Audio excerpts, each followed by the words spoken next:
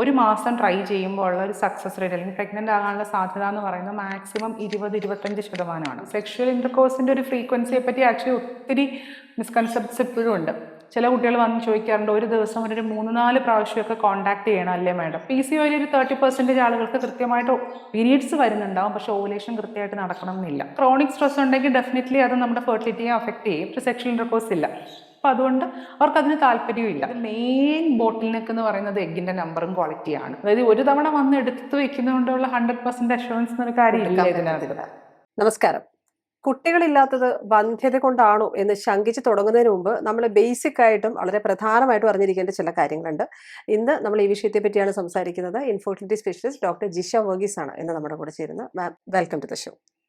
മാം, കുറഞ്ഞത് ഒരു വർഷം ഒരുമിച്ച് താമസിച്ചിട്ടും കുട്ടികളില്ലാതെ വരുമ്പോഴാണ് നമ്മൾ വന്ധ്യതയാണോ എന്ന് സംശയിച്ചു തുടങ്ങേണ്ടതെന്നാണ് നമ്മൾ കുറെ നാളുകളായിട്ട് തന്നെ കേൾക്കുന്ന ഒരു കാര്യം. ഈ 2025-ലും ഇങ്ങനത്തെ ശങ്കകളുമായിട്ട് കപ്പിൾസ് വരുമ്പോൾ ഇത് തന്നെ ആണോ പറയുന്നത്? അതായത് എല്ലാ കപ്പിൾസിനും ഇതേ നിർദ്ദേശം തന്നെയാണോ കൊടുക്കുന്നതെന്നാണ് അറിയേണ്ടത് ആദ്യം.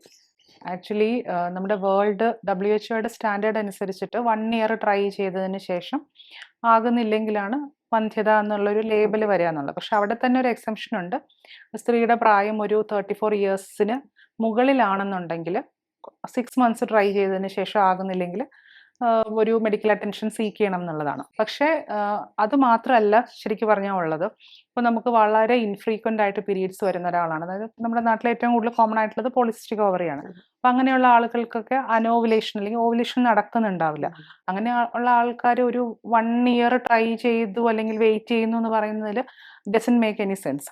അപ്പം അങ്ങനെയുള്ള ആളുകൾ, PCO ഉള്ള ആൾക്കാർ, അതുപോലെ എൻഡോമെട്രിയോസിസ് എന്ന് പറയുന്ന അസുഖം ഉണ്ടെന്ന് മുമ്പേ അറിയാവുന്ന ആൾക്കാർ, അപ്പം എന്തെങ്കിലും കാരണത്തിന് ഓവറിയിൽ സർജറി ചെയ്തിട്ടുണ്ട് അല്ലെങ്കിൽ യൂട്രസിൽ സർജറി ചെയ്തിട്ടുള്ള ആളുകൾ, അല്ല പുരുഷന്റെ സൈഡിലാണെങ്കിൽ ഇതുപോലെ ഫെർട്ടിലിറ്റിയെ ബാധിക്കുന്ന എന്തെങ്കിലും, ഇപ്പം സ്ക്രോട്ടൽ വെരിക്കോസ് വെയിൻ്റെ സർജറി മുമ്പ് ചെയ്തിട്ടുണ്ട്, അല്ലെങ്കിൽ ഫൈമോസിസ് കറക്ഷനൊക്കെ ചൈൽഡ്ഹുഡിൽ ചെയ്തിട്ടുണ്ട്. വെരിക്കോസ് വെയിൻ, വെരിക്കോസ് സീലിന്റെ കറക്ഷൻ, വെരിക്കോസ് ടെസ്റ്റിസിലുള്ള വെരിക്കോസ് വെയിൻ്റെ കറക്ഷൻ ചെയ്തിട്ടുണ്ടെങ്കിൽ, അതുപോലെ ഫൈമോസിസ് എന്ന് പറയുന്ന പെനിസിലുള്ള ഒരു അനാട്ടമിക്കൽ അബ്നോർമാലിറ്റിയാണത്. അപ്പോൾ അതിൻ്റെ എന്തെങ്കിലും കറക്ഷൻസ് ചെയ്തിട്ടുള്ള ആൾക്കാരാണെങ്കിൽ, അതുപോലെ തന്നെ ചെറുപ്പത്തിൽ ടെസ്റ്റിസിൽ എന്തെങ്കിലും സർജറി, ഇപ്പം ഫുട്ബോൾ കളിക്കുമ്പോൾ അല്ലെങ്കിൽ ക്രിക്കറ്റ് കളിക്കുമ്പോഴൊക്കെ ടെസ്റ്റിസിന് ഇഞ്ചുറി വരുന്നു. അപ്പം അങ്ങനെയൊക്കെ എന്തെങ്കിലുമൊക്കെ ഹിസ്റ്ററി സ്പെസിഫിക്കലി നമ്മുടെ റീപ്രൊഡക്റ്റീവ് സിസ്റ്റമായിട്ട് ബന്ധപ്പെട്ടുണ്ടെങ്കിൽ ഡെഫിനറ്റ്ലി ഈ 1 ഇയറിനൊരു കട്ട് ഓഫ് എടുക്കേണ്ട ആവശ്യമില്ല. അതിന് മുമ്പേ തന്നെ നിങ്ങൾക്കൊരു ഗൈനക്കോളജിസ്റ്റിനെയോ ഐഡിയലി ഒരു ഫെർട്ടിലിറ്റി സ്പെഷ്യലിസ്റ്റിനെയോ കണ്ടിട്ട് ഇവാലുവേറ്റ് ചെയ്യാവുന്നതാണ്. അതായത് എന്തൊക്കെ പ്രശ്നങ്ങൾ നമുക്ക് കറൻ്റ്ലി ഉണ്ട് എന്ന് മനസ്സിലാക്കാനായിട്ട് പറ്റും. അതിനനുസരിച്ചിട്ട് നമുക്ക് പ്ലാൻ ചെയ്യാൻ പറ്റും. കാരണം മുമ്പെന്ന് പറഞ്ഞിട്ടുണ്ടെങ്കിൽ ഒരു ഡിഫറൻസ് ഇപ്പോൾ കാണുന്നത് എന്താ വെച്ചാൽ, മുമ്പൊക്കെ കുറേ കൂടി സ്ത്രീകൾ വർക്ക് ചെയ്യുന്നുണ്ടായിരുന്നില്ല, അല്ലെങ്കിൽ വർക്ക് വളരെ ഒരു പ്രയോറിറ്റി ആയിട്ട് എടുക്കുന്നുണ്ടായിരുന്നില്ല. അപ്പം ഒരു മദർഹുഡാണ് അവരുടെ ഒരു പ്രൈമറി തിങ്, കല്യാണം കഴിച്ച് അത് കഴിഞ്ഞ് പ്രഗ്നൻസി എന്നുള്ളത്. ഇപ്പോഴെന്ന് വെച്ചാൽ കുട്ടികൾ ഭയങ്കര പ്ലാനിങ് ആണ്. അതായത് കല്യാണം കഴിച്ചു, 1 ഇയർ കഴിഞ്ഞിട്ട് പ്രഗ്നൻ്റ് ആകുന്നു, അല്ലെങ്കിൽ 1 ഇയറിൽ ഇന്ന ഒരു സാലറി ഹൈക്ക് വരുന്നു, പ്രൊമോഷൻ വരുന്നു, അത് കഴിഞ്ഞിട്ട് നെക്സ്റ്റ് 1 ഇയർ കഴിയുമ്പോൾ പ്രഗ്നൻ്റ് ആണ്. ഇങ്ങനെ ഭയങ്കര കാൽക്കുലേറ്റഡും ആണ് അവർ.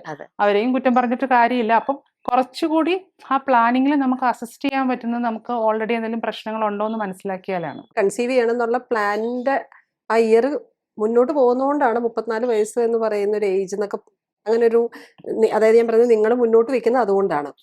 അതായത് ഇത് പറയാനുള്ള റീസൺ, ഈ 1 ഇയറിന്റെ കട്ട് ഓഫ് അല്ലെങ്കിൽ 34 വയസ്സ് കഴിയുമ്പോൾ 6 മന്ത്സ് എന്നുള്ള കട്ട് ഓഫ് പറയുന്നത്, നമ്മളിപ്പോൾ ഒരു 30 ഇയേഴ്സിന് താഴെയുള്ള കപ്പിള്, പ്രത്യേകിച്ച് യാതൊരു തരത്തിലുള്ള ഫെർട്ടിലിറ്റി ഇഷ്യൂസ് അവർക്ക് ഇല്ലെങ്കിൽ, ഒരു മാസം ട്രൈ ചെയ്യുമ്പോൾ ഉള്ള ഒരു സക്സസ് റേറ്റ് അല്ലെങ്കിൽ പ്രഗ്നന്റ് ആകാനുള്ള സാധ്യത എന്ന് പറയുന്നത് മാക്സിമം 20-25% പെർ മന്ത്. അതായത് യാതൊരു പ്രശ്നങ്ങളും ഇല്ലാത്ത ആളുകൾക്ക് 25% വരെയാണ് മാക്സിമം. 20-25% മാക്സിമം. അപ്പോൾ അത് ഒരു 6 മന്ത്സ് അതൊരു 75% ആകും. അതായത് 100 പേര് ട്രൈ ചെയ്യുമ്പോൾ 75 പേരും ഈ ഒരു 6 മന്ത്സിനകത്ത് പ്രഗ്നന്റ് ആകും. അടുത്ത ഒരു 6 മന്ത്സിനകത്ത് പിന്നെ ഉള്ളതിൽ ഒരു 10%, അതായത് ടോട്ടലിൽ പിന്നെ ഒരു 10% കൂടി പ്രഗ്നന്റ് ആകും. ഒരു 85% 1 ഇയറിനകത്ത് പ്രഗ്നന്റ് ആകും എന്ന് പറയും.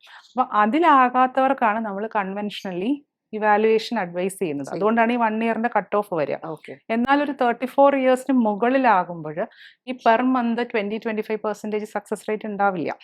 അപ്പോൾ അവർക്ക് ഒരു 50%ഓളം സക്സസ് റേറ്റ് വരുന്ന ഒരു സമയം കഴിഞ്ഞു കഴിയുമ്പോൾ പിന്നെ നമ്മൾ തന്നെ ട്രൈ ചെയ്യുന്ന ഒരു രീതി അഡോപ്റ്റ് ചെയ്യാതെ ഒരു ഇവാലുവേഷൻ ആണ് നല്ലത്. മാം ഇപ്പൊ ഈ അനോവുലേഷന്റെ കാര്യം പറയുമ്പം പീരിയഡ്സ് നമുക്ക് റെഗുലറായി കിട്ടുന്നുണ്ട്, പക്ഷെ എഗ് പ്രൊഡ്യൂസ് ചെയ്യുന്നില്ല എന്നല്ലേ നമ്മൾ മനസ്സിലാക്കുന്നത്? അല്ല, പീരീഡ്സ് റെഗുലർ ആയിട്ട് കിട്ടാതിരിക്കാം, രണ്ടും സംഭവിക്കാം. ഇപ്പൊ പോളിസിസ്റ്റിക് ഓവറിയിൽ ഒരു 30% ഓഫ് PCO പേഷ്യൻസിന് കൃത്യമായിട്ട് പീരീഡ്സ് വരുന്നുണ്ടാവും. ഇത് ആക്ച്വലി കുറച്ചൊരു ട്രിക്കി, അല്ലെങ്കിൽ ആളുകൾക്ക് കുറച്ച് കൺഫ്യൂഷൻ ഉണ്ടാകുന്ന ഒരു കാര്യമാണ്. കാരണം ഓവുലേഷൻ കൃത്യമായിട്ട് ഉണ്ട് എന്നുള്ളതിന്റെ ഒരു സൈൻ ആയിട്ടാണ് മിക്കവാറും എല്ലാവരും റെഗുലർ പീരീഡ്സ് എടുക്കാറുള്ളത്. പക്ഷെ PCOയിൽ ഒരു 30% ആളുകൾക്ക് കൃത്യമായിട്ട് പീരീഡ്സ് വരുന്നുണ്ടാവും, പക്ഷെ ഓവുലേഷൻ കൃത്യമായിട്ട് നടക്കണം എന്നില്ല. അത് നമ്മൾ എങ്ങനെ തിരിച്ചറിയുന്നത്? അപ്പൊ തിരിച്ചറിയണം എന്നുണ്ടെങ്കിൽ ഏറ്റവും നല്ലത് ഒരു ഫോളിക്കുലർ സ്റ്റഡിയോ മറ്റോ വെച്ചിട്ട് ട്രാക്ക് ചെയ്യുന്നതായിരിക്കും നല്ലത്. അതായത് PCO എന്ന് പറയുന്നതിന്റെ ഒരു ഫീച്ചർ മാത്രമാണ് പീരീഡ്സ് ഇറഗുലർ ആകുന്നത്. അപ്പൊ നമുക്ക് ടെസ്റ്റോസ്റ്ററോൺ അല്ലെങ്കിൽ മെയിൽ ഹോർമോണിന്റെ അളവ് കൂടുതൽ എയ്തർ ലാബ് ടെസ്റ്റുകൾ ചെയ്യുമ്പോൾ വരുവാണെങ്കിലോ, അല്ലെങ്കിൽ അതിന്റെ സയൻസ് നമുക്ക് ക്ലിനിക്കലി ഉണ്ടെന്നുണ്ടെങ്കിലോ, അല്ലെങ്കിൽ സ്കാനിൽ പോളിസിസ്റ്റിക് ഓവറി ഉണ്ടെങ്കിലും ഒക്കെ PCO തന്നെയാണ്. അപ്പൊ അങ്ങനെയുള്ള ആളുകൾ ഡെഫിനറ്റ്ലി ഒരു ഫോളിക്കുലർ സ്റ്റഡി ചെയ്ത് നോക്കുന്നതാണ് ഏറ്റവും ബെറ്റർ. അതായത് നമ്മൾ ഫോളിക്കുലർ ഒരു ട്രാക്ക് ചെയ്യാണ് ചെയ്യുന്നത്. Over A period of time നമ്മൾ ഒരു സെക്കൻഡ് ഡേ ഓഫ് ദ സൈക്കിളിൽ സ്കാൻ ചെയ്ത് നോക്കും. ദെൻ യൂഷ്വലി ഒരു 10th അല്ലെങ്കിൽ 11th ഡേ ഓഫ് പീരീഡ്സിൽ മെൻസ്ട്രുവൽ സൈക്കിളിൽ സ്കാൻ ചെയ്യും. ദെൻ ഒരു 14 to 16 ഡേ. സോ നമുക്ക് അറിയാൻ പറ്റും ഫോളിക്കിൾ വളർന്ന് ഓവുലേഷൻ നടക്കുന്നത്. അപ്പൊ അങ്ങനെ നടക്കുന്നില്ല എന്നുണ്ടെങ്കിൽ പിന്നെ നമ്മൾ തന്നെ ട്രൈ ചെയ്യുന്നതിലും നല്ലത് പല രീതിയിലുള്ള മെത്തേഡ്സ് അവലംബിച്ച് ഈ ഹോർമോണൽ ഇംബാലൻസ്, PCOയിലുള്ള ഹോർമോണൽ ഇംബാലൻസ് മോഡിഫൈ ചെയ്യാൻ ശ്രമിക്കുക. അതിൽ സക്സസ്ഫുൾ ആകുന്നില്ലെങ്കിൽ ഓവുലേഷനുള്ള മെഡിസിൻ കഴിക്കുക എന്നുള്ളതാണ്. ഓക്കെ. അപ്പോഴും നമ്മൾ ഈ പറഞ്ഞ പോലെ ഫെർട്ടിലിറ്റി കൺസീവ് ചെയ്യണം എന്ന ആഗ്രഹമുള്ള ആൾക്കാർ ഇത്തരം ഒരു ടെസ്റ്റുകളൊക്കെ ഒത്തിരി പ്രായമാകുന്നതിന് മുമ്പ് നടത്തി വെക്കുന്നത് ഈ ഒരു ആഗ്രഹത്തിലേക്കുള്ള വഴി കുറച്ചുകൂടെ ഈസിയാക്കും. ആക്ച്വലി ഈസിയാക്കും. സക്സസ് റേറ്റ് വളരെ കൂടുതലായിരിക്കും. ഓക്കെ. അപ്പൊ ഈ പറഞ്ഞ ടെസ്റ്റുകൾ, ഇപ്പം നമ്മൾ ഈ പറഞ്ഞ എൻഡോമെട്രിയോസിസ് പോലുള്ള കാര്യങ്ങൾ, അനോവുലേഷൻ, ഇപ്പം പുരുഷ ഇതുമായി ബന്ധപ്പെട്ട് റീപ്രൊഡക്റ്റീവ് ഓർഗൻസുമായി ബന്ധപ്പെട്ട് നടന്നിട്ടുള്ള എന്തെങ്കിലും സർജറികളോ അല്ലെങ്കിൽ അതുമായി ബന്ധപ്പെട്ട എന്തെങ്കിലും മെഡിസിൻ ഒക്കെ എടുത്തിട്ടുള്ളവർ ഇത്തരം കാര്യങ്ങൾ പ്രത്യേകമായി ശ്രദ്ധിക്കണം. നേരത്തെ ഇവാലുവേഷന് വരിക. അപ്പൊ പ്രശ്നങ്ങൾ ഇല്ലെന്നുണ്ടെങ്കിൽ അഗെയിൻ മേ ബി ഒരു 6 months കൂടി നിങ്ങൾക്ക് തന്നെ ട്രൈ ചെയ്യാവുന്നതേ ഉള്ളൂ. അല്ല, ഇപ്പോൾ നമുക്കൊരു ഫെർട്ടൈൽ വിൻഡോ ഒക്കെ പറഞ്ഞു കൊടുക്കാൻ പറ്റും. ഇവർക്ക് ഏത് സമയത്ത് കൂടുതലായിട്ട് ട്രൈ ചെയ്യുന്നതായിരിക്കും ബെറ്റർ.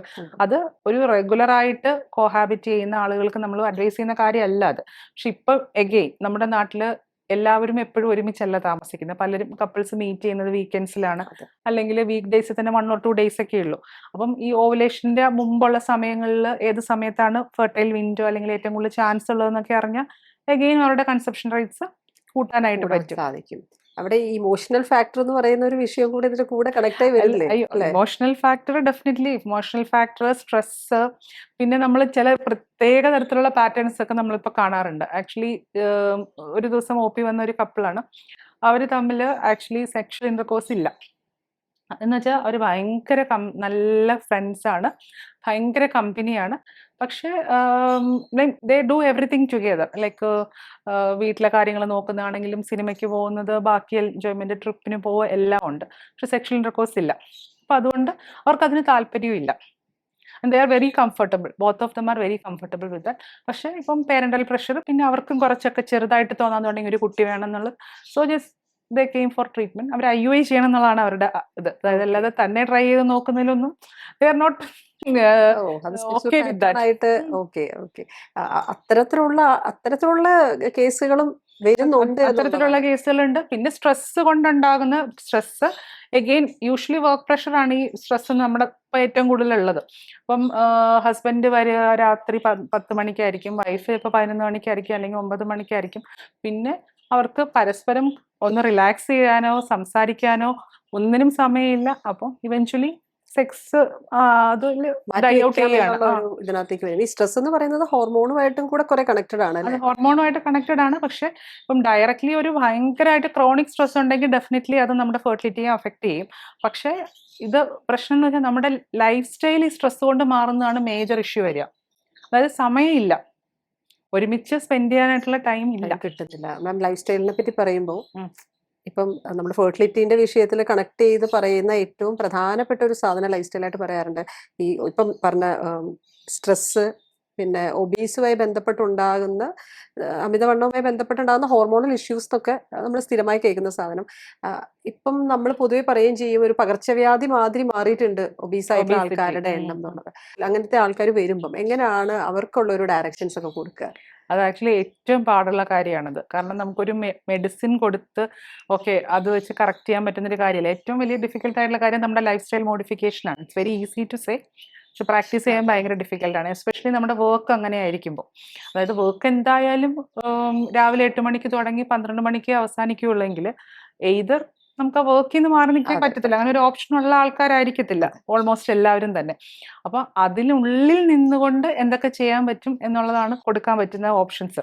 ഇപ്പോൾ ലൈക്ക് നമ്മളിപ്പോൾ രാവിലെ കുറച്ച് സമയം ഉണ്ടെന്നുണ്ടെങ്കിൽ ഒരു ഹാഫ് ആൻ അവർ എങ്കിലും എക്സസൈസ് ചെയ്യുക, കുറച്ച് ഒരുമിച്ച് ഒരു കംഫർട്ടബിൾ ആയിട്ട് ടൈം സ്പെൻഡ് ചെയ്യാൻ രാത്രി പറ്റുന്നില്ല എന്നുണ്ടെങ്കിൽ രാവിലെയെങ്കിലും ശ്രമിക്കുക. അങ്ങനെ കുറച്ച് അവരുടെ ആ ഒരു ലൈഫിലെ ആ ഡെയിലി റുട്ടീൻ ഒന്ന് മോഡിഫൈ ചെയ്ത് കൊടുക്കുക എന്നുള്ളതാണ് മെയിൻ തിങ്.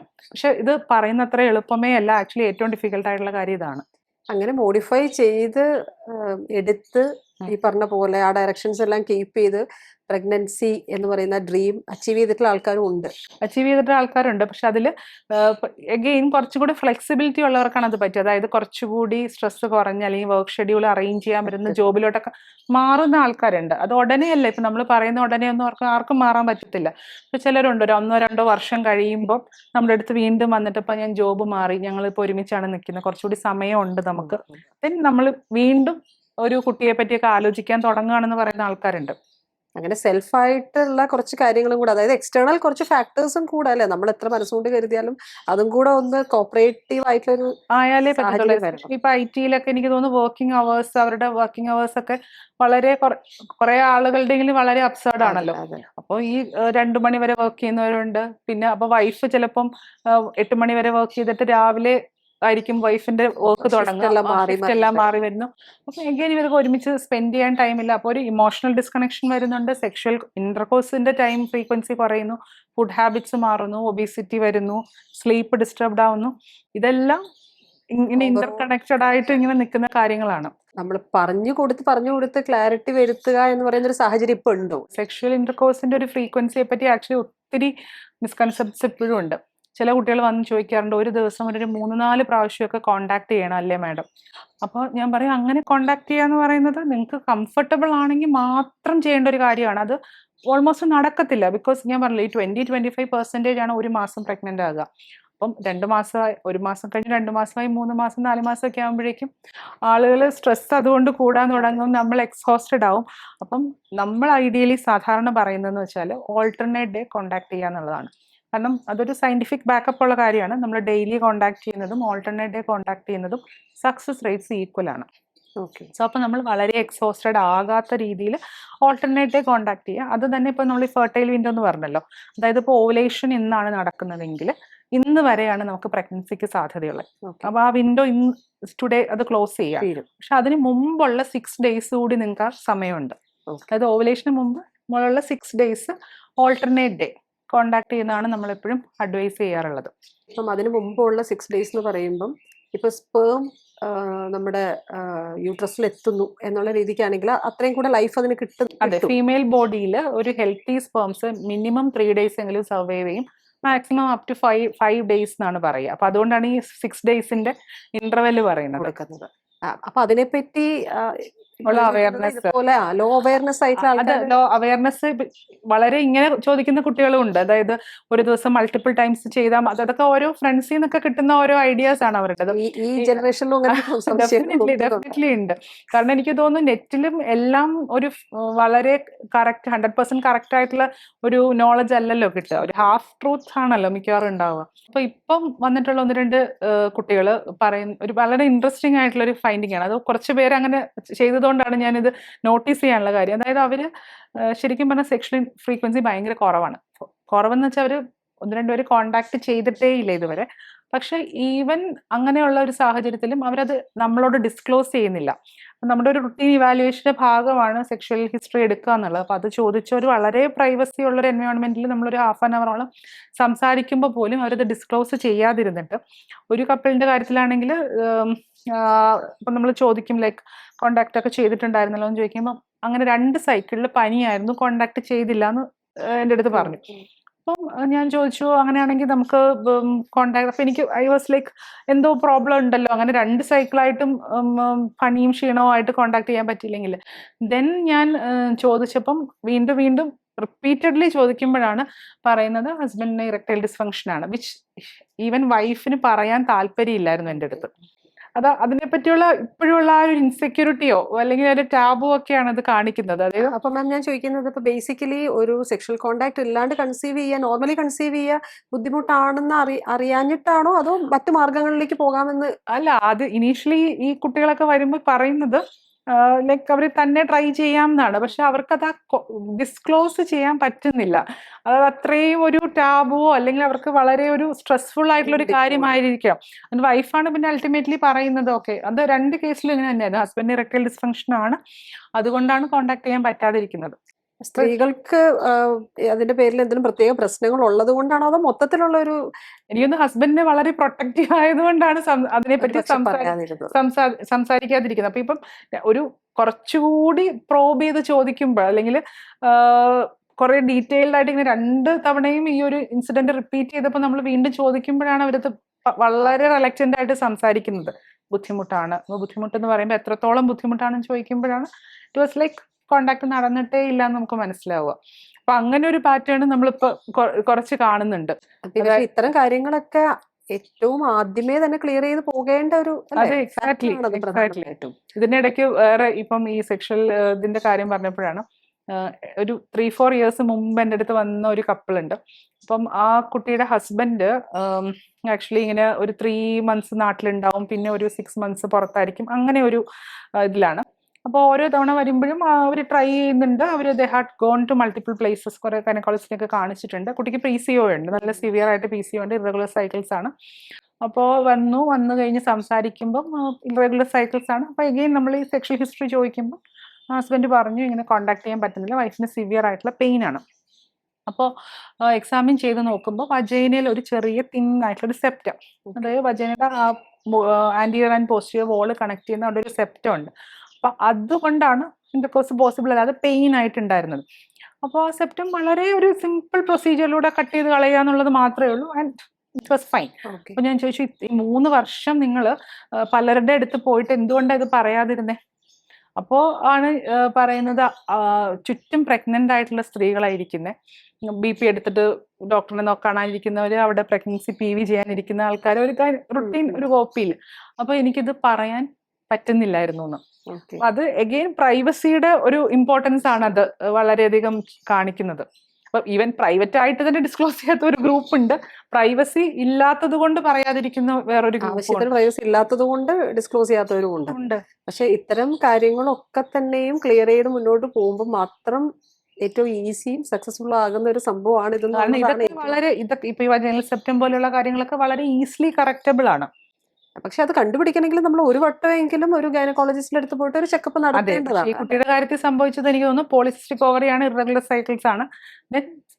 നാച്ചുറലി ഓവുലേഷനുള്ള മെഡിസിൻ കൊടുക്കുക, ആ ഒരു രീതിയിലുള്ള വർക്കപ്പേ അതുവരെ നടന്നിട്ടുണ്ടായിരുന്നുള്ളൂ. നോർമലി അങ്ങനെ തന്നെയാണോ ഒരു സിസ്റ്റം? ഞാൻ ചോദിക്കുന്നത്, ഇപ്പം നമ്മൾ കുട്ടികൾ ഉണ്ടാകുന്നില്ല എന്ന് പറഞ്ഞ് ചെല്ലുമ്പോൾ ഇപ്പം നമ്മൾ സാധാരണ പറയുന്ന പോലെ ഒരു സ്കാനിങ്ങോ അങ്ങനെ എന്തെങ്കിലും ഇന്ന രീതികൾ കഴിഞ്ഞിട്ടാണ് നിങ്ങൾ തീരുമാനിക്കേണ്ടത്, അങ്ങനെ എന്തെങ്കിലും? അല്ല, യൂഷ്വലി നമ്മൾക്കൊരു സ്കാൻ വാറന്റഡ് ആണ്. അത് ഐഡിയലി ട്രാൻസ്വജനൽ സ്കാൻ ആണ്. അങ്ങനെ ട്രാൻസ്വജനൽ സ്കാൻ ചെയ്തിരുന്നെങ്കിൽ ഇത് കണ്ടുപിടിക്കാനും പറ്റും. പക്ഷെ പലപ്പോഴും നമ്മൾ തന്നെയല്ല സ്കാൻ ചെയ്യുന്നത്, നമ്മൾ we are sending to a radiologist ഒക്കെ ആണെങ്കിൽ ഇനീഷ്യൽ സ്കാനൊക്കെ അബ്ഡോമിനൽ സ്കാൻസ് ആയിരിക്കും ചിലപ്പോൾ ചെയ്തിട്ടുണ്ടാവുക. അപ്പൊ അഗെയിൻ ഇത് മിസ്സാവാനുള്ള ഒരു പോസിബിലിറ്റി ഉണ്ട്. അപ്പം ഉള്ളു പരിശോധിക്കുക എന്നുള്ള ലിറ്ററൽ സെൻസിൽ തന്നെ അല്ലെ, വേണ്ടിയതാണ്. ഇപ്പൊ നമ്മൾ പറഞ്ഞുകൊണ്ടിരുന്നത് ഒരു വശമായിട്ട് കുഞ്ഞുങ്ങളാകാതെ പോകുമ്പോൾ ഉള്ള മാമിനെ മാതിരിയുള്ള ആൾക്കാരുടെ ഇന്റർവെൻഷനെ പറ്റിയാണ്. ഇപ്പം നമ്മൾ ഇതിന് മുമ്പത്തെ ഒരു സെഷനിൽ ഡോക്ടർ വിജയലക്ഷ്മിയായിട്ട് സംസാരിച്ചപ്പോഴേക്കും മാം പറയുണ്ടായിരുന്നു കുട്ടികളുടെ, ഇപ്പം ജിഷ മാം പറഞ്ഞ പോലെ തന്നെ ഇതിങ്ങനെ പ്ലാൻ ചെയ്ത് നീട്ടി വെക്കുന്നതിനെ പറ്റിയും അതിന്റെ ചില മെത്തേഡ്സിനെ പറ്റിയും മാമിന്റെ ഒരു അനുഭവത്തിൽ എങ്ങനെയാണ് ഈ കാര്യങ്ങളൊക്കെ? അതായത് ഫെർട്ടിലിറ്റി പോസ്റ്റ്പോൺ ചെയ്യുന്ന സാഹചര്യം, അങ്ങനെ ഒരു ഒത്തിരി സിഗ്നിഫിക്കന്റ് നമ്പർ ഓഫ് ആൾക്കാർ ഇപ്പോൾ വരുന്നുണ്ട്.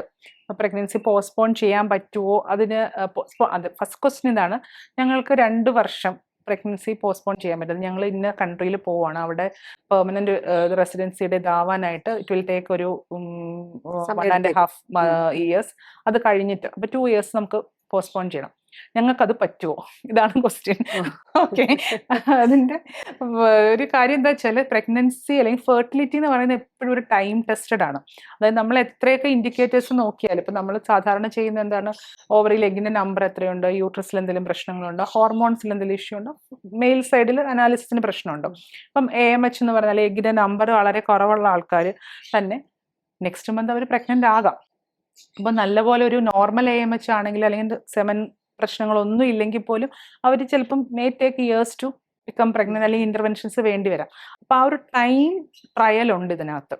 അത് ഇവരെ പറഞ്ഞ് മനസ്സിലാക്കുക എന്നുള്ളതാണ് ഇതിലെ ടാസ്ക്. അതായത് പ്രശ്നം ഉണ്ടാവുമോ ഇല്ലയോ എന്നുള്ളത് ഉറപ്പ് പറയാൻ നമുക്കൊരു ടെസ്റ്റും നമ്മുടെ കയ്യിൽ 100% പറയാനില്ല. പിന്നെ ഈ ടെസ്റ്റുകൾ ഡെഫിനറ്റ്ലി നമ്മൾ ചെയ്യും. റിസർവ് നോക്കുക, യൂട്രസ് നോക്കുക, സെമൻ ഫാക്ടേഴ്സ് നോക്കുക എന്നുള്ളത് ഡെഫിനറ്റ്ലി ചെയ്യാറുണ്ട്. പിന്നെ ഇപ്പോൾ ഉള്ളൊരു ഓപ്ഷൻ എന്ന് പറയുന്നത് ഊസൈറ്റ് ഫ്രീസിങ് പാർട്ട്ണർ ഉണ്ടെങ്കിൽ എംബ്രിയോ ആയിട്ട് ഫ്രീസ് ചെയ്യാം, അല്ലെങ്കിൽ ഊസൈറ്റ് ആയിട്ട് ഫ്രീസ് ചെയ്യാവുന്നതാണ്. അവിടെയും കുറേ മിസ്കൺസെപ്റ്റ്സ് ഉണ്ട്. അതായത് ഇപ്പം നമുക്ക് ഒരു ഇടയ്ക്ക് ഇപ്പം അത് കുറച്ച് കുറഞ്ഞിട്ടുണ്ടെന്ന് തോന്നുന്നു. ഒരിടയ്ക്ക് ഒരു 38-40 ഇയേഴ്സിലുള്ള ആളുകൾ വന്നിട്ട് ദേ ആർ ലൈക്ക് വെരി വളരെ ഹൈ പ്രൊഫഷണലുള്ള ആൾക്കാരാണ്. പ്രഗ്നൻസി പോസ്റ്റ്പോൺ ചെയ്തിട്ടുണ്ട്. അപ്പോൾ 38-40 ഇയേഴ്സ് ആയിട്ട് അവർക്ക് ഇപ്പം കുറച്ചുകൂടി മേ ബി ഒരു 3-4 ഇയേഴ്സ് ഒക്കെ കഴിഞ്ഞിട്ട് മതി പ്രഗ്നൻസി എന്ന് പറഞ്ഞിട്ട് ഊസൈറ്റ് ഫ്രീസിങ്ങിന് വരാറുണ്ട്. പക്ഷെ അങ്ങനെ വരുമ്പം എപ്പോഴും ഈ ഒരു 30 ഇയേഴ്സിന് മുമ്പ് ഫ്രീസ് ചെയ്യുന്നതാണ് ഏറ്റവും നല്ലത് നമുക്ക്. കാരണം നമുക്ക് 30 ഇയേഴ്സിന് മുമ്പ് ഒരു 5 എഗ്ഗ് കിട്ടുകയാണെങ്കിൽ തന്നെ ഒരു 65-70% ചാൻസ് ഉണ്ടായിരിക്കും പിന്നെ അതൊരു എംബ്രിയോ ആക്കി പ്രഗ്നൻസി ആകാനായിട്ട്. അതേസമയം ഈ 38 ഇയേഴ്സ് കഴിയുമ്പം ഈ 5 എന്നുള്ളത് ഒരു 11 ഡബിൾ ആകും. 40+ ആയിട്ടുണ്ടെങ്കിൽ അത് ഒരു 18-20 എഗ്ഗെങ്കിലും ഉണ്ടായാലേ പറ്റത്തുള്ളൂ. അപ്പൊ ഇതും ഒരു ഇതാണ്, ഏജ് കൊണ്ട് വരുന്ന ക്വാളിറ്റിയിലുള്ളത്. ബേസിക്കലി ക്രോമസോമൽ ഇഷ്യൂസ് കുറവായിരിക്കും നമുക്കൊരു റിലേറ്റീവ്ലി യങ്ങർ ആയിട്ടുള്ള ഒരു ഗേളിന്റെ എഗ് എന്ന് പറയുമ്പോൾ. ഈ എഗ് ഫ്രീസിംഗ് എന്ന് പറയുമ്പോഴും എഗ് മാത്രമാണല്ലോ ഫ്രീസ് ചെയ്തത്. അപ്പം പിന്നെ എഗെയിൻ ഇപ്പൊ ഫോർ എക്സാമ്പിൾ ഇപ്പൊ 25 വയസ്സിലോ 30 വയസ്സിലോ ഒരാൾ എഗ് ഫ്രീസ് ചെയ്യുന്നു, 40 വയസ്സിലോ മറ്റോ ശരിയെന്ന് കൺസീവ് ചെയ്യാന്ന് വിചാരിക്കുന്നു. ഈ എഗ്ഗിനെ നമ്മള് തിരിച്ച് നമ്മുടെ യൂട്രസിലേക്ക് അല്ലല്ല, എഗ് നമ്മൾ സ്പേം അപ്പൊ പാർട്ട്ണർ ഉണ്ടെങ്കിൽ പാർട്ട്ണറിന്റെ സ്പേം നമ്മൾ ഇഞ്ചെക്ട് ചെയ്യും അതിനകത്തോട്ട്, എംബ്രിയോ ആക്കിയിട്ട് എംബ്രിയോ ആണ് നമ്മൾ യൂട്രസിനകത്ത് വെക്കുന്നത്. അപ്പോഴും ഞാൻ ചോദിക്കുന്നത് ഇപ്പം ഒരു ഏജ് കഴിയുമ്പം, അതായത് നമുക്ക് നോർമലി നമുക്ക് പറയുന്നൊരു ഏജ് ഉണ്ടല്ലോ, ഇതാണ് നിങ്ങൾക്ക് ഫെർട്ടൈൽ ഐഡിയൽ ടൈം. ഞാൻ ചോദിക്കുന്ന ആ ഏജ് കയറുന്നതനുസരിച്ച് യൂട്രസിനകത്തിട്ടുള്ള ഒരു സപ്പോർട്ടീവ് സിസ്റ്റം അല്ലെങ്കിൽ ഹോർമോൺ എന്നൊക്കെ പറയുന്ന അതിനകത്തും ഒക്കെ ഒരു ഫ്ലക്ച്വേഷൻ. യൂഷ്വലി ഒരു മെനോപോസ് ആകുന്നത് വരെ, അതായത് ഇപ്പം നമ്മുടെ ഒരു നോർമൽ ഇതിനകത്ത് ഇപ്പൊ ഒരു 48-50 ഇയേഴ്സ് ഒക്കെ ആണല്ലോ, അതുവരെ യൂട്രസിന് വലിയൊരു പ്രശ്നങ്ങൾ വരത്തില്ല. ഇത് മെയിൻ ബോട്ടിൽ നെക്ക് എന്ന് പറയുന്നത് എഗ്ഗിന്റെ നമ്പറും ക്വാളിറ്റിയാണ്. പിന്നെ ഉള്ളൊരു ഇത് വെച്ചാൽ നമ്മുടെ ബാക്കി കോമോർബിഡിറ്റീസ് ഉണ്ട്, ഡയബറ്റീസ് ഉണ്ടാവും, ഹൈപ്പർ ടെൻഷൻ ഉണ്ടാവും, വേറെ അസുഖങ്ങളൊക്കെ വരുന്നതുകൊണ്ടുള്ള റിസ്ക് കൂടും. ഡെഫിനറ്റ്ലി അത് കൂടുന്നുണ്ട്. പക്ഷേ ഈ ക്രോമസോമൽ ഇഷ്യൂസ് കൊണ്ടുള്ള എഗ്ഗിന്റെ ക്വാളിറ്റി പ്രശ്നം വരുന്നത്, അതുപോലെ ക്രോമസോമൽ ഇഷ്യൂസ് കൊണ്ടുള്ള ബേബീസിനുള്ള ജനിക്കുന്ന ബേബീസിനുള്ള പ്രശ്നങ്ങൾ വരുന്നതെല്ലാം ഏജ് ഡിപ്പെൻഡന്റ് ആണ്. അപ്പൊ അത് നമുക്കൊരു വലിയ പരിധി വരെ ഒഴിവാക്കാൻ പറ്റുന്നത് നേരത്തെ എഗ് ഫ്രീസ് ചെയ്ത് വെക്കുന്നത് തന്നെയാണ്. ഈ എഗ് ഫ്രീസിങ്ങും അതിനോട് ചേർന്നിട്ടുള്ള കൺസീവിങ് എന്ന് പറയുന്ന കാര്യങ്ങളും ഒക്കെ ഇപ്പൊ നമ്മുടെ നാട്ടിൽ വളരെ സേഫ് ആയിട്ടും ഈസി ആയിട്ടും ചെയ്യാൻ പറ്റുന്ന കാര്യങ്ങളാണ്, വളരെ ആക്സസിബിൾ ആണ്. പിന്നെ അതിനുള്ള ലാബ് തിരഞ്ഞെടുക്കുമ്പോൾ നല്ല ക്വാളിറ്റി ഉള്ള IVF ലാബുകൾ തിരഞ്ഞെടുക്കണം. അതായത് എഗ് ഫ്രീസിങ് റെഗുലർ ആയിട്ട് ചെയ്യുന്ന ആളുകളെ തന്നെ തിരഞ്ഞെടുക്കണം. കാരണം എഗ് ഫ്രീസിങ്ങിന് കുറച്ചുകൂടി ടെക്നോളജിക്കലി അഡ്വാൻസ്ഡ് അല്ലെങ്കിൽ കുറച്ചുകൂടി സ്കിൽഡ് ആയിട്ടുള്ള എംബ്രിയോളജിസ്റ്റും ലാബും ആവശ്യമാണ്. അപ്പോ അത് നമ്മളൊന്ന് നോക്കണം. ഒരു തവണ എടുത്തു വെച്ചത് കൊണ്ട് നമ്മൾ ബേബീസിനെ അല്ലല്ലോ ഫ്രീസ് ചെയ്യുക, നമ്മൾ എഗ്ഗാണ് ഫ്രീസ് ചെയ്യുക, അത് എംബ്രിയോ ആയി ഇംപ്ലാന്റ് ചെയ്യണം.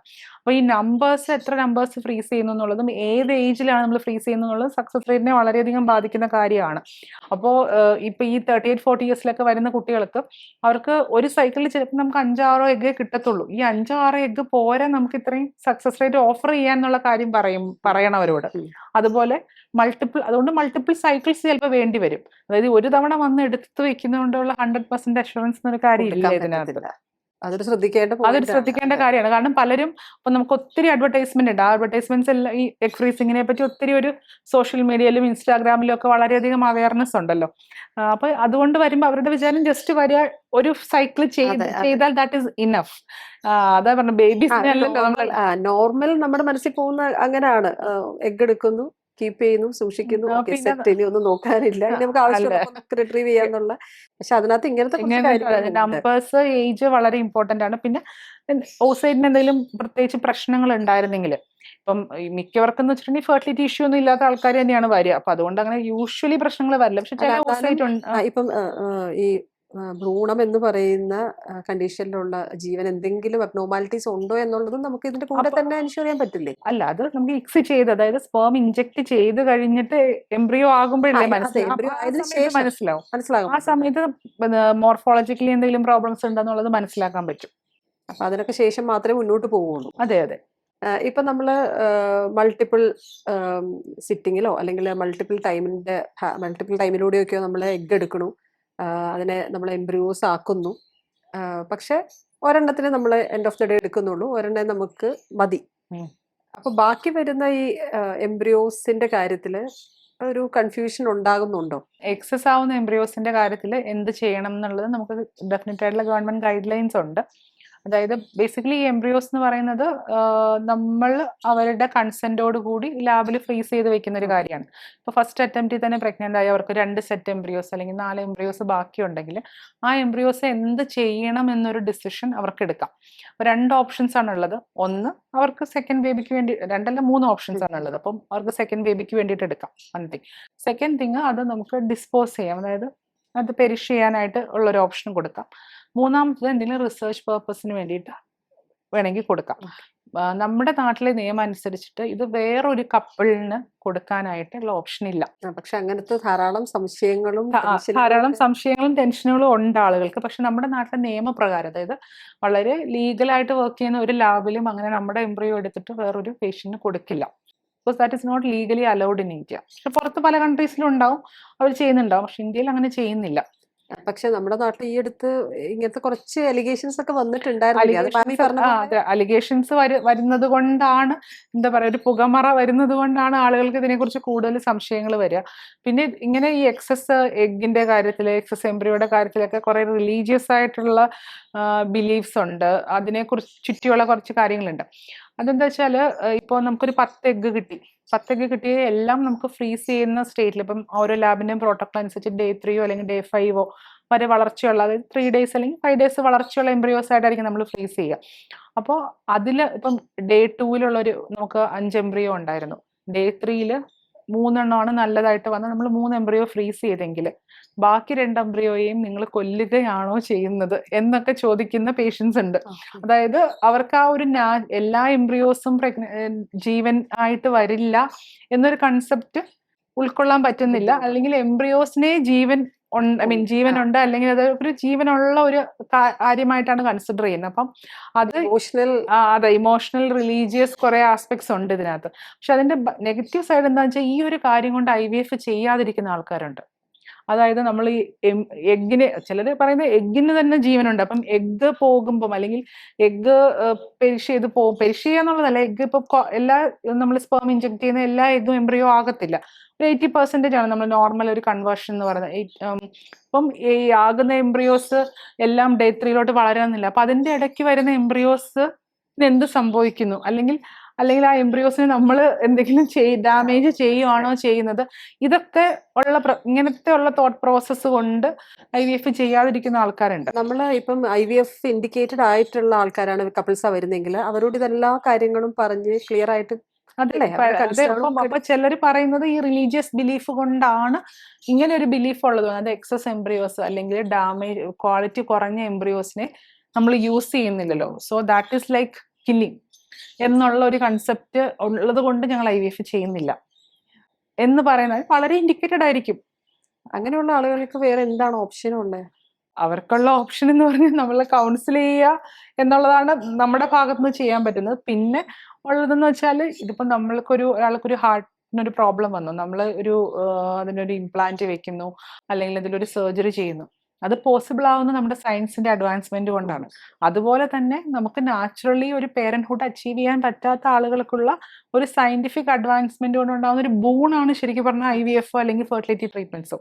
അതിനെ അങ്ങനെ അങ്ങനെ കാണാനുള്ള ഒരു തന്നെ റിലീജിയസ് സോഷ്യൽ ഒരു ഇൻസൈറ്റ് വരണം. അല്ലാത്തവർക്ക് അത് ബുദ്ധിമുട്ടാണെന്നുള്ളതാണ്. അല്ലാത്ത സമയത്തോളം ബുദ്ധിമുട്ടാണത്. ഈ IVF എന്ന് പറയുന്നത് ഒരു അവസാന അതെ, IVF അല്ലെങ്കിൽ IVFന്റെ മോഡിഫിക്കേഷൻ ആയിട്ടുള്ള ഇക്സിയാണ് നമ്മൾ സാധാരണ ചെയ്യുന്നത്, സൈറ്റോപ്ലാസ്മിക് സ്പേം ഇഞ്ചക്ഷൻ എന്ന് പറയുന്നത്. അതാണ് നമുക്കിപ്പോൾ ഏറ്റവും അഡ്വാൻസ്ഡ് ആയിട്ട് അവൈലബിൾ ആയിട്ടുള്ള ഫെർട്ടിലിറ്റി ട്രീറ്റ്മെന്റ്. അതിന്റെ മോഡിഫിക്കേഷൻസേ ഉള്ളൂ, ബാക്കിയല്ല. നമുക്ക് പല രീതിയിലും സ്പേം സെലക്ട് ചെയ്യുന്നത് വെച്ചിട്ടുള്ള പിക്സി, ഇൻസി എന്നൊക്കെ പറഞ്ഞിട്ടുള്ള മോഡിഫിക്കേഷൻസ് ഉണ്ട്. അതുപോലെ അതിന്റെ കൂടെ നമ്മൾ എംബ്രിയോ ബയോപ്സി ചെയ്തിട്ട് യൂപ്ലോയിഡ് എംബ്രിയോസ്, അതായത് ക്രോമസോമിലി നോർമൽ ആയിട്ടുള്ള എംബ്രിയോസ് കണ്ടുപിടിച്ച് ട്രാൻസ്ഫർ ചെയ്യുന്ന pre implantation genetic diagnosis programs, ഇതെല്ലാം ഇതിന്റെ ആഡ് ഓൺസ് ആണ്. പക്ഷെ ഫൈനൽ ഏറ്റവും സക്സസ്ഫുൾ ആയിട്ട് അവൈലബിൾ ആയിട്ടുള്ള ട്രീറ്റ്മെന്റ് IVF അല്ലെങ്കിൽ ICSI ആണ്.